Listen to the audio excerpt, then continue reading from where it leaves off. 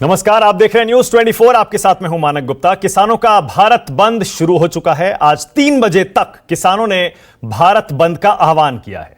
किसानों ने दिल्ली जाने वाली सड़क को कई तरफ से ब्लॉक कर दिया है। देश के कई शहरों से हमें बंद की और बंद को कामयाब बनाने की कोशिश की तस्वीरें मिल रही हैं। वही हम आपको लगातार दिखा रहे हैं।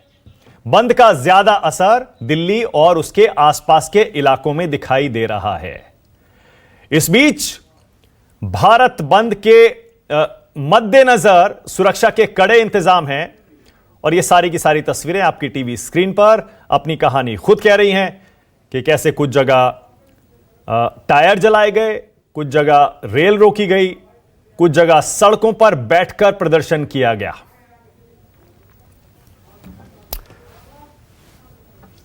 भारत बंद से निपटने के लिए सरकार की क्या तैयारी है और भारत बंद के ठीक बाद कल किसानों और सरकार की अगले दौर की बातचीत भी है। इसी पर विस्तार से बात करने के लिए मेरे साथ केंद्रीय मंत्री प्रकाश जावड़ेकर जुड़ गए हैं। नमस्कार जावड़ेकर जी, सुन पा रहे हैं आप मुझे? नमस्ते। नमस्ते जावड़ेकर जी, पहला सवाल तो यही है कि हमें भी तस्वीरें मिल रही है, लेकिन जी आपकी रिपोर्ट क्या कह रही है? ये भारत बंद का कैसा असर हो रहा है अलग अलग जगहों पर? देखो, भारत बंद का बहुत ज़्यादा असर नहीं है। ज़्यादा किसान इस कानून के पक्ष में है और लोग भी अब बंद वगैरह के मूड में नहीं है। लेकिन लोकतंत्र में आंदोलन करने का अधिकार है, तो उसके तरह अगर कुछ किसानों की अगर गलतफहमी है तो वो भी दूर करने का सरकार प्रयास करेगी। कल जो चर्चा होगी, मुझे विश्वास है कि उसमें हल निकलेगा। तो सरकार ने जावड़ेकर जी कुछ सोचा है कि अगर 1-2 कदम पीछे खींचने से यह आंदोलन किसानों का खत्म हो जाता है? अब कल ही बातचीत भी है अगले दौर की, उस बारे में कुछ बता सकते हैं? कौन कौन से बिंदु हैं जिन पर आप कॉम्प्रोमाइज करने को या पीछे हटने को तैयार हैं? नहीं, ऐसा है कि कल चर्चा में क्या होगा ये आज कोई बताने के लिए मैं तो ज्योतिषी नहीं हूं, लेकिन सरकार ने पहले ही बताया है कि कोई आशंका है तो दूर करेंगे। कोई उससे छोटे स्पष्टीकरण से अगर काम होता है तो उसके लिए आवश्यक संशोधन भी करने की तैयारी जताई है कृषि मंत्री ने। तो मुझे लगता है ये काफ़ी है और इसी तरह से समस्या का हल होगा, ये मुझे लगता है। ओके, आप कह रहे हैं कि संशोधन करने के लिए सरकार तैयार भी हो गई है और हम भी लगातार यही बता रहे हैं कि सरकार कुछ कदम पीछे हटने को तैयार है। लेकिन किसान के जो संगठन हैं और जो विपक्षी दल है वो तो कह रहे हैं तीनों कानून वापस होने चाहिए। तो ये कानून वापस लेने की तो कोई संभावना अब नहीं है ना? हाँ, ये देखो, ये जो 24 पार्टियां जिन्होंने समर्थन दिया है ये पाखंड है। मैं ऐसा क्यों कह रहा हूं? क्योंकि देखो, दिल्ली सरकार ने तीनों कानून लागू किए हैं नवंबर में और अब वो पीछे लो ऐसा कह रहे हैं, तो फिर लागू क्यों किए?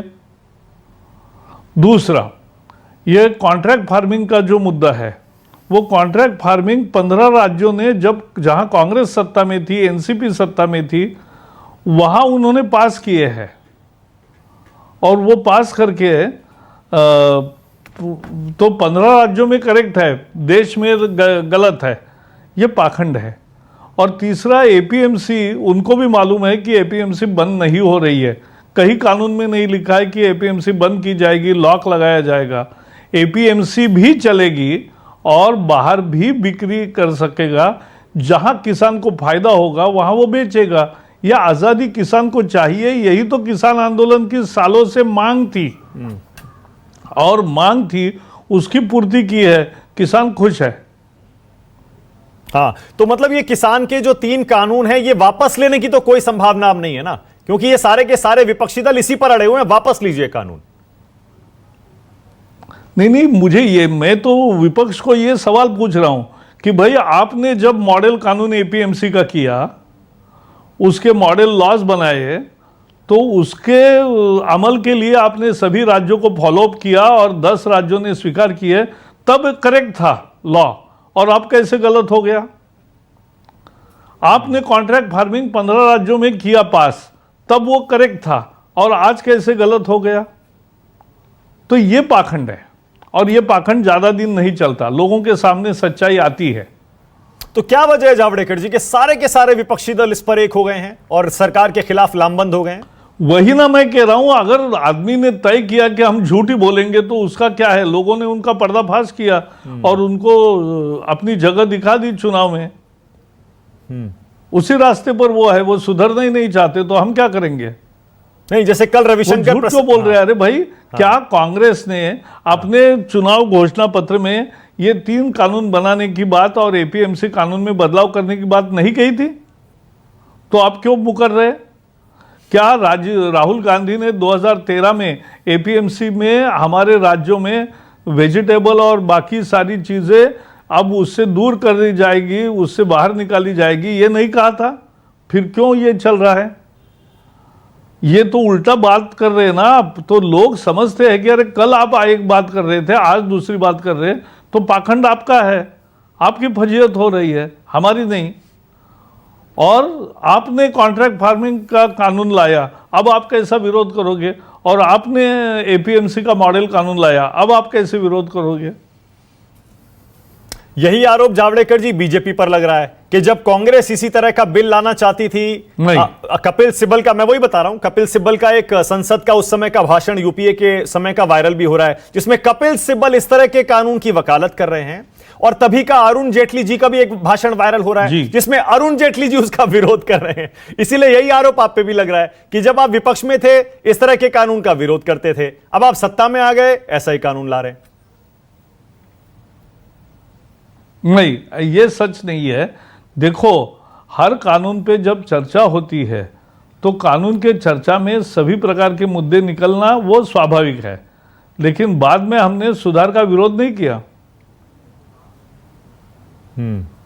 जावड़ेकर जी, अब जब 3-4 बड़े बिंदु हैं जो किसान नेताओं की तरफ से खुलकर सामने रखे गए हैं, उस पर आप उनको एक बार फिर से न्यूज 24 पर आज भारत बंद के दिन क्या आश्वासन देना चाहेंगे? सबसे पहले एमएसपी, ये 3-4 बड़े मुद्दे एक एक करके मैं आपसे पूछ लेता हूं, जिससे देश भी देख ले, किसान नेता भी देख ले, सबको पता लग जाए। पहले एमएसपी, अगर किसान एमएसपी पर चाह रहा है कि हमें लिखित में दे दीजिए कि एमएसपी कंटिन्यू करेगा, इस पर आप क्या करने को तैयार है?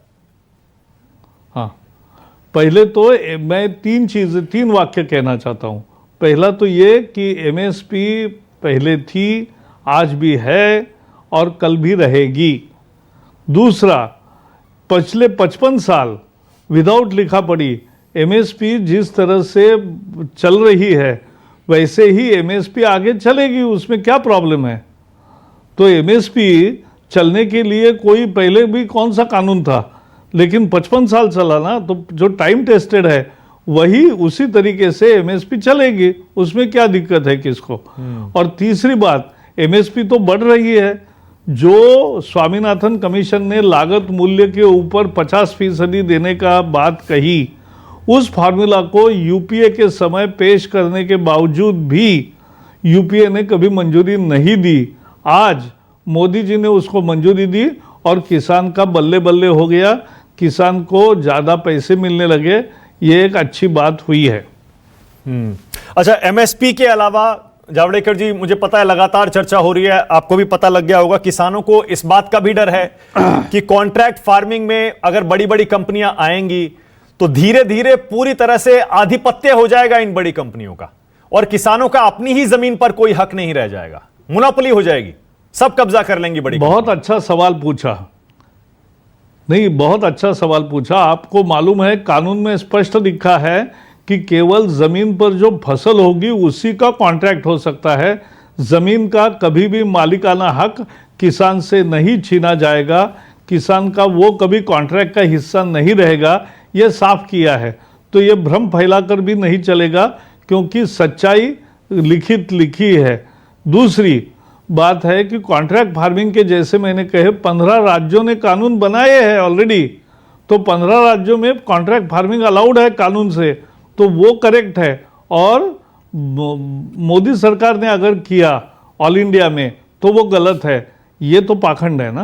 और तीसरी चीज कि इसमें जो डिस्प्यूट रेजोल्यूशन है उसके बारे में कोई चर्चा चल रही है, तो उसमें कोई सुझाव है तो वो किसान के सुझावों को निश्चित वजन मिलता है। ये हमें समझना चाहिए।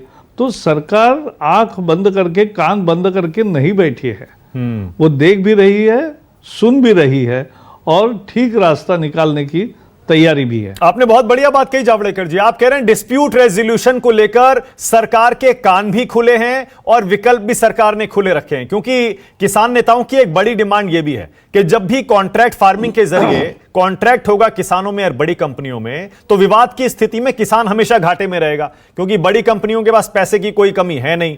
कोर्ट में जाने की जहां तक संभावना है वो एसडीएम कोर्ट तक उसका रास्ता खुला है, हाई कोर्ट में, सुप्रीम कोर्ट में, वहां वो जा नहीं सकता है। तो इसमें यानी आप कह रहे हैं सरकार ने विकल्प खुले रखे हैं। मैंने वो जो कृषि मंत्री ने कहा है वही मैंने कहा है। ओके जावड़ेकर जी, सारे के सारे पंजाब के दल, खासतौर से जानती हैं अकाली कांग्रेस, ये कह रहे हैं कि एपीएमसी की मंडियां खत्म हो जाएंगी इन 3 नए कानूनों से, बिल्कुल खत्म हो जाएंगी। इस पर आपके क्या विचार हैं? बिल्कुल नहीं हुई। इस साल भी कानून लागू होने के बाद कहां हुई खत्म, बल्कि इस बार रिकॉर्ड धान बेचा है पंजाब के लाखों 25 लाख किसानों ने, और 56,000 करोड़ रुपए धान के खरीद में लोगों को, किसानों को मिले हैं। और ये सब टाइम का रिकॉर्ड हो गया। और इसका मतलब एमएसपी भी रही, और मंडी भी रही, और मंडी कोई खत्म नहीं हुई। ये तो इसी साल देखा है, तो अगले साल भी देखते रहेंगे, मंडी चलेगी चलेगी चलेगी। नहीं, वो कह रहे हैं कि जब आप खोल देंगे प्राइवेट सेक्टर के लिए तो किसान मंडियों में क्यों जाएगा? किसान तो प्राइवेट प्लेयर्स को बेच देगा, मंडी अभी खुल ही गया है। अभी भी प्राइवेट को, एक मिनट, अभी भी प्राइवेट को इस साल भी खुल गया है, कानून पास हो गया, कानून लागू हो गया। इस साल भी जिसे प्राइवेट को लेना है वो ले सकता है, लेकिन उसको ज्यादा कीमत देनी पड़ेगी एपीएमसी से। एपीएमसी से कम देगा तो कौन खरीदेगा, देगा वहां एपीएमसी में बेचेगा। लेकिन धान का कीमत समझो यहां 1868 रुपये है धान को, और कोई बाहर 2500 रुपये देगा, तो 2500 रुपये में बेचने का उसको सहूलत दिया है, इतना ही किया है। आपको लगता है कि ये क्यों बेचेगा? जी जावड़ेकर जी, आपको लगता है जी, आपको लगता है ये पंजाब और हरियाणा का आंदोलन है? लगातार सरकार की तरफ से, बीजेपी की तरफ से कहा जा रहा है कि ये मुख्य तौर पर पंजाब और हरियाणा का आंदोलन है, खास तौर से पंजाब का। बाकी देश के किसान इसका समर्थन नहीं कर रहे हैं। क्या यही वजह आप देख रहे हैं कि पंजाब का इसमें ज्यादा भागीदारी है? हाँ, बिल्कुल सही है। तो उस हिसाब से तो फिर भारत बंद का असर पंजाब हरियाणा के अलावा बाकी राज्यों में नहीं होना चाहिए जावड़ेकर जी?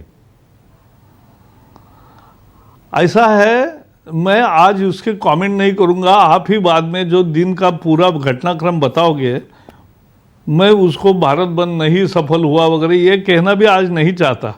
आज आंदोलन है, आंदोलन करें, लेकिन सच्चाई बताना चाहता हूँ। सच्चाई ये है कि एपीएमसी चालू रहेगी। ये किसान ने देखा है कि एपीएमसी चालू रही, अगले साल भी रहेगी, उसके अगले साल भी रहेगी, उसके अगले साल भी रहेगी। ये लगातार एपीएमसी चालू रहेगी। एपीएमसी से अगर ज़्यादा कीमत मिलेगी तभी कोई बाहर बेचेगा, नहीं तो क्यों बेचेगा? फिर भी एपीएमसी में बेचेगा। तो यही विपक्षी दल पूछ रहे हैं और किसान नेता। तो फिर आप, अगर किसान को इसका कोई फायदा है ही नहीं, तो आप इसे लाए क्यों हैं? वो कहते हैं कि आप सिर्फ बड़ी कंपनियों के फायदे के लिए इसको फायदा लाए, हो रहा है अंबानी के लिए। एपीएमसी भी चालू रहेगी। और एक मिनट, आप गलत समझ गए। एपीएमसी में चालू रहेगी और एपीएमसी में वो माल जो बेचेगा उसको जो पैसे मिलेंगे वो तो आज के तरह मिलेंगे, लेकिन बाहर कोई बैठ के अगर ज्यादा कीमत देगा तो किसान को वो आजादी होगी कि वो वहां बेचे। यही तो किसान की मांग थी, या हमारी मांग नहीं है।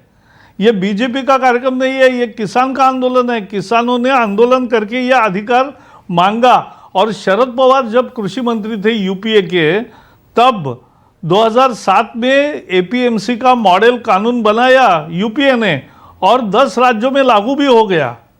तो वो तब कैसे करेक्ट था? जावड़ेकर जी, ये तो सच है ना कि आंकड़े अपनी कहानी खुद कहते हैं कि एमएसपी पर सिर्फ 6 से 8% ही फसल खरीदी जाती है। बाकी 90-95% फसल तो आज भी एमएसपी से कम दाम पर ही बिकती है। तो ऐसे में आपका यह कहना कि एमएसपी से ज्यादा प्राइवेट प्लेयर देके खरीद लेंगे किसानों से फसल, कितना सही है ये? कैसे कोई यकीन करे? मैं फिर बताना चाहता हूं, पिछले 55 साल जैसे एमएसपी चल रही है वैसे ही एमएसपी आगे भी चलेगी। शरद पवार जी 55 साल जावड़ेकर, किसी को आपत्ति नहीं थी तो आगे भी नहीं होगी। ओके, नहीं जावड़ेकर जी, सवाल यही था, मैं यही कह रहा था। आप कह रहे थे ना किसान को जहां ज्यादा पैसा मिलेगा वहां बेचेगा वो। तो प्राइवेट प्लेयर्स तो आज भी जो खरीदी कर रहे हैं वो एमएसपी से कम पे ही खरीदी कर रहे हैं, तो वो ज्यादा कैसे देंगे फिर? फिर ये किसने कहा आपको? आपको किसने कहा? ये भी गलत है। अरे भाई, अनेक जगह अनेक फसलों के बारे में एमएसपी से भी ज्यादा दाम किसान को मिलता भी है। आज जिनको किसान के व्यापार की मालूम नहीं है वो क्या चर्चा करें उनसे। मालूम हमें है, और मैं ये बताना चाहता हूं कि सबसे महत्वपूर्ण बात है कि एमएसपी, मैं फिर से कहना चाहता हूं, आप समझ लीजिए, पिछले 55 साल एमएसपी जैसे चल रही थी वैसे ही आबादी चलेगी। अब इसको और क्या आश्वासन चाहिए? वो लिखित में मांग रहे हैं, वो कह रहे हैं कानून में इसको शामिल कर दीजिए, एक लाइन डाल दीजिए कानून लिखित में। का आज तक लिखित नहीं मांगा। एक मिनट, 55 साल लिखित में नहीं मांगा, आज क्यों मांगेंगे? कुछ भी बात कर रहे हो। शरद पवार जी, आज खबर आई थी जावड़ेकर जी राजनाथ सिंह से मिलने गए थे, कोई बीच का रास्ता निकालने की कोशिश हो रही है क्या? और पवार जी इसमें कैसे हेल्प कर सकते हैं? एक दूसरे को मिलना चाहिए, एक दूसरे को मिलना चाहिए। आपको भरोसा है जावड़ेकर जी कल की बातचीत में कोई ना कोई समाधान निकल जाएगा इसका? क्योंकि 10-12 दिन हो चुके हैं, बहुत लंबा खिंच गया आंदोलन। मैं हमेशा पॉजिटिव माइंडसेट से काम करता हूं, तो मुझे पूरा विश्वास है कि कल हल निकलेगा। आप पर आरोप लग रहा है कि जहां जहां विपक्षी दलों के नेता भारत बंद में शामिल होने के लिए निकल रहे हैं आप उन्हें रोक रहे हैं। जैसे केजरीवाल जी को कह रहे हैं हाउस अरेस्ट कर लिया गया। मैं केजरीवाल के घर जाता हूं, चाय पीता हूं और उनको मेरे घर चाय को ले आता हूं। कहां कौन रोकता है देखते हैं। मेरा खुला आमंत्रण है, आ जाइए, कौन रोकता है, मैं आऊंगा वहां। तो ये आप उनको ऑफर दे रहे हैं कि अभी आइए मेरे साथ चाय पीजिए ताकि क्लियर हो जाए पुलिस ने अरेस्ट नहीं बिल्कुल किया। दे रहा हूं कि आप आइए, आपको कोई रोका तो मुझे बताइए। आप कह रहे थे मैं जाके उनको लेके आता हूं, आप जा रहे हैं क्या उनके घर? हाँ, तो क्या करें, अगर इतना है तो हम लेके भी आएंगे। तो कहां कौन रोक रहा है भाई? कोई नहीं रोक रहा है। आप ऐसा ही आपके बारे में कुछ भी कहोगे तो कोई मतलब है? पुलिस ने कहा है, हमने कोई रोका नहीं है, किसी को नजरबंद नहीं किया है। अरे गिरफ्तार करते हैं तो गिरफ्तार करते हैं, ऐसा कुछ नहीं हुआ है। विपक्षी दल कह रहे हैं जैसे आपको 2014 में लैंड एक्विजिशन एक्ट वापस लेना पड़ा था उसी तरह ये कानून भी वापस लेने पड़ेंगे, वो पीछे नहीं हटने वाले हैं। 2014 में जमीन अधिग्रहण कानून जैसे आपको वापस लेना पड़ा था उसी तरह ये कानून भी वापस लेने पड़ेंगे। वो और इसमें बहुत फर्क है। नहीं नहीं नहीं, आप चिंता मत करिए। ये किसान अगर तैयार हो रहे तो आप क्यों बिगाड़ रहे हो उनका? अच्छा, इसमें परसेप्शन में जावड़ेकर जी आपको लगता है कि सरकार को नुकसान हो रहा है? किसान आंदोलन जितना लंबा खींचेगा उतना नुकसान सरकार को हो रहा है, आपको लगता है ऐसा? देखो, पहले तो 90% से ज्यादा किसान इस कानून के पक्ष में है और इसका दर्शन हमने सभी राज्यों में जाकर किया है। कुछ लोगों की गलतफहमी होगी, आशंकाएं होगी तो वो दूर करेंगे।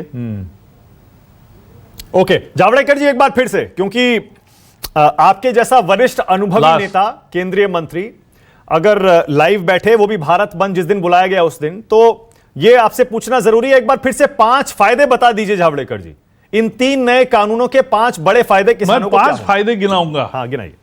बताता हूं जी। पहली बात, पहला फायदा, 50 साल किसानों की जो मांग थी कि हमें एपीएमसी के चंगुल से बाहर करिए, वो चंगुल से बाहर जाएंगे। उनको एक आजादी का रास्ता चाहिए कि एपीएमसी भी चलेगी और एपीएमसी के बाहर भी हम सामान बेच सकते हैं, वो उनको मिला है। तीसरा, एमएसपी रहेगी रहेगी और रहेगी, तो ये तीसरा फायदा।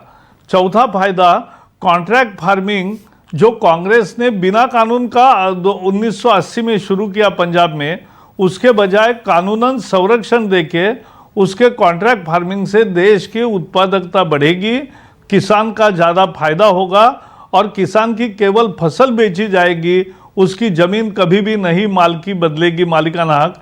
ये चौथा फायदा।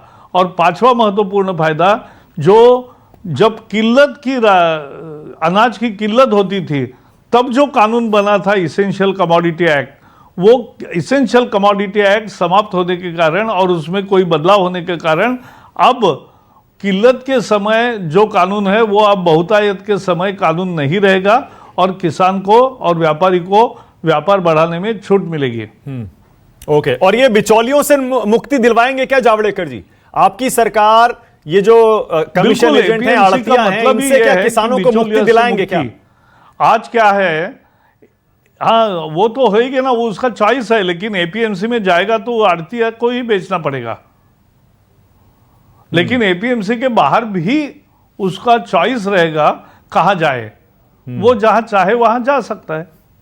नहीं, इस पर तो मेरे ख्याल से जावड़ेकर जी एक सहमति होनी चाहिए ना कि किसानों को पूरी रकम उनकी क्यों ना मिले, बीच में आड़ती और ये बिचौलिए क्यों रहे? फायदे गिनाने को कहे, मैंने 5 फायदे गिनाए। हाँ, नहीं मैं इसीलिए पूछ रहा हूं, ये आड़तिया या बिचौलिए जो हैं, गिनाने को कहे, मैंने गिनाए। हाँ, ये बिचौलिए क्यों होने चाहिए जावड़ेकर जी? इनसे मुक्ति दिलाएंगे क्या किसानों को?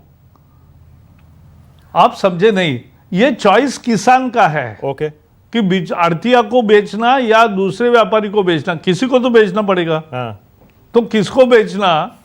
जो डायरेक्टली बेचेगा ग्राहकों को, उसको बेचना, या ग्राहकों को बेचने के लिए जो आपसे खरीदेगा और दूसरे को बेचेगा, फिर तीसरे को बेचेगा, फिर चौथे को बेचेगा और ग्राहकों को 5वें इसमें जाएगा। ऐसा करना ये आपका चॉइस है, कहां बेचना चाहते हो, कहां कीमत ज्यादा मिलेगी वहां बेचो। ओके, आखिरी सवाल है जावड़ेकर जी, आखिरी सवाल यह है, प्रधानमंत्री नरेंद्र मोदी और आपकी सरकार ने लगातार देश को यह बताया और काम भी किया, जैसे किसानों के अकाउंट में डायरेक्ट कैश ट्रांसफर पहली बार देश के इतिहास में शुरू किया गया। कुछ एनालिस्ट का यह कहना है कि इस आंदोलन से प्रधानमंत्री मोदी की जो प्रो किसान छवि है उसको झटका लग सकता है अगर यह आंदोलन और लंबा खींचा तो। जावड़ेकर जी, आप मानते हैं ऐसा? नहीं लगेगी, नहीं लगेगी। देखो, किसान समझता है कि यूपीए ने एक बार कर्ज माफी दी 10 साल में। कर्ज माफी की कीमत कितनी थी? 53,000 करोड़ केवल। और पिछले 1.5 साल में ही मोदी सरकार ने 1 लाख करोड़ किसान के खाते में जमा कर दिया है। 53,000 करोड़ बैंक के खाते में जमा हुए, किसान के खाते में नहीं हुए कर्ज माफी के। यहां अब किसान के खाते में जमा हो रहे हैं और ये 10 साल मिलते रहेंगे। तो 10 साल के 53,000 करोड़ रुपए और 10 साल के 7 लाख करोड़, कौन सा फायदे का सौदा है, ये किसान समझता है। किसान के मन में प्रधानमंत्री का प्यार केवल पैसे खाते में आ रहे इसलिए नहीं है, एमएसपी ज़्यादा दिया है, सिंचाई योजना लाई है, नीम कोटिंग यूरिया किया है, फसल बीमा योजना की है, बाकी सब सहूलतें किसान को मिली है। इसके कारण किसान अभिभूत है और किसान मोदी जी के पीछे खड़ा है। ओके, बहुत बहुत शुक्रिया प्रकाश जावड़ेकर जी। केंद्रीय मंत्री प्रकाश जावड़ेकर न्यूज़ 24 पर लाइव थे, कह रहे थे कि आज भारत बंद जो कि विपक्ष ने बुलाया है किसानों के समर्थन में अपना दावा करते हुए कि हम उनके साथ हैं, वो नाकाम रहेगा। शाम तक ये साबित हो जाएगा और कल किसानों के साथ जो सरकार की बातचीत है उसमें कोई ना कोई समाधान जरूर निकल जाएगा। बहुत बहुत शुक्रिया जावड़ेकर जी। नमस्कार, मैं हूं मानक गुप्ता। अगर आपको हमारा ये वीडियो पसंद आया हो तो इसे लाइक और शेयर जरूर करें और हां, हमें सब्सक्राइब और फॉलो करना ना भूलें ताकि आप देश और दुनिया की कोई खबर मिस ना करें। तो जुड़े रहिए हमारे साथ और देखते रहिए न्यूज़ 24।